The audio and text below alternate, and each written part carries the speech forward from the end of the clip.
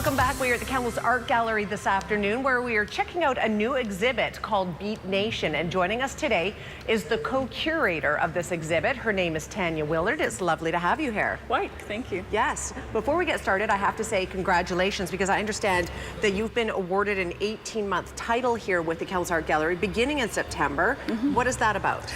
So it's an Aboriginal curatorial residency. It's through the Canada Council for the Arts, and they have a specific program that encourages and supports Aboriginal people to go into curatorial roles with artist-run centers or larger gallery museums. And so my previous, this is my second residency. The first one I did at Grunt Gallery, and part of that residency resulted in this exhibition. So. Well, this is quite an impressive exhibition, and to sum it up best, it sounds like it is a mix of Aboriginal identity with pop culture, youth. How would you sum it up best? I would sort of sum it up as contemporary Aboriginal artists who are working with themes of their identity and their culture, but also fusing that with their sort of contemporary realities. So we have artists who are, in this piece, for example, Jordan Bennett, a Mi'kmaq artist, he is working. There's actually a soundtrack to this, and it's the artist enunciating words in his native language in Mi'kmaq. When JC began, when JC began, potato, dabadit, dabadet, dabadet, dabadet, dabadet. And so there's this element of him trying to recapture his culture and to be connected to it, and using the wood instead of any metal. And but also he's a DJ and a musician, and so there was this theme that we wanted to work on, where artists were marrying these two streams, one coming from ideas of conscious hip hop and politically informed lyrics that also related to Aboriginal people's realities, and that combined with sort of their interests in culture and pop culture, and sort of this continuum where we can say we are whole people, we're entire people who have varied influences, and we're diverse people, and it then takes it a step away from the stereotype that native art is all beadwork or feathers, and you know, which is also a beautiful part of the work, but this is about expanding those ideas. And another beautiful example of that is another exhibit that's just a little bit away from us here. Is of a woman with a beautiful red cape on, if you will. Can you talk to us about that? Sure. This is a piece called Raven on the Colonial Fleet, and it's Skeena Reese is the artist. She is Cree and Tsimshian artist, and so you would never see these elements together in what she's created here.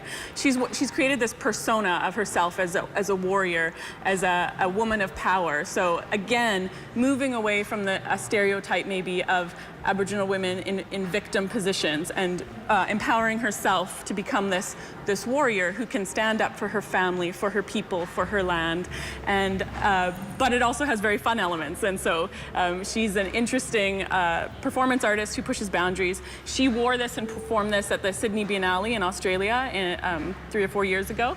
And so you would never see this corseting or in fact this what's normally in powwow as a male outfit, what's called a roach for dancing. You would never see that combined with a button blanket, which is a West Coast element. But she is from these two nations, so she's drawing on both of those influences and creating something new. She's not just dancing her button blanket in her community as part of a community celebration. She's taken those elements and then put them out in this wider world in terms of influence. And so she's working with her ideas of her identity, but she's also sharing that and using it to empower herself.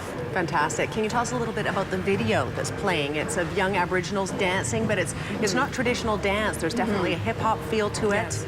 What is that about? So this piece is Nicholas Galanin. He's an Alaska-based Tlingit artist.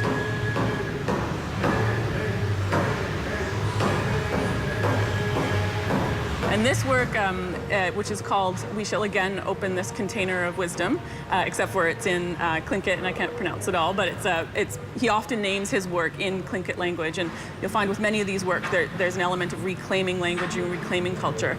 But his piece juxtaposes a very contemporary dancer, kind of break dance kind of moves, with a traditional dancer who's dancing a raven mask in a traditional kind of Taltan dance scene. Actually, the artist and his uncle and brother carved the backdrop. So he's also an artist who works in very sort of traditional materials, carving jewelry, carving wood.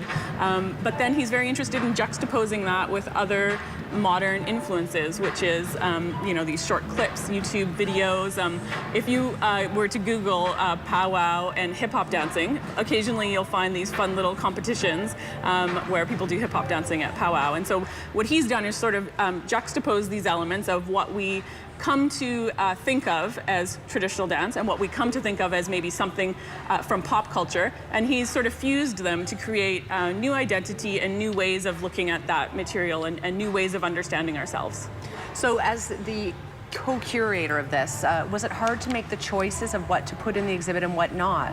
Definitely. The first iteration of this exhibition came from work with my co-curator, Kathleen Ritter at Vancouver Art Gallery, who called me up and asked me. Beat Nation had sort of existed previously as a project of Grunt Gallery, which is an artist-run center in Vancouver, as an online gallery. And Kathleen had said, what do you think about bringing this show to the Vancouver Art Gallery, second floor of Vancouver Art Gallery? And it was not a large show at that point. So we spent 6 months together working very closely to select 27 artists for that Vancouver Art Gallery exhibition. Touring venues means they're different sizes, and so we had to, again, make painful selections for this show at Kamloops Art Gallery, but we're so inspired by the artists that we do include at each touring venue that that sort of makes up for the pain in selecting and reducing your list of artists. So I understand this is here until September 7th, and then it's on the road again. Where is it going? It's quite expansive where it's going. It is, and it was never intended to tour, and so this has been really exciting for us to be able to show it at different venues and different contexts. The next iteration of this exhibition will be in Montreal at the Muséum d'Art Contemporain, so in October, and then it will travel to Halifax and Saskatchewan. Very nice. It must be nice for you to have put this work into it and get such a nice expansive exposure and get out your message. And to finish off this interview, what would you say your message is behind this exhibit?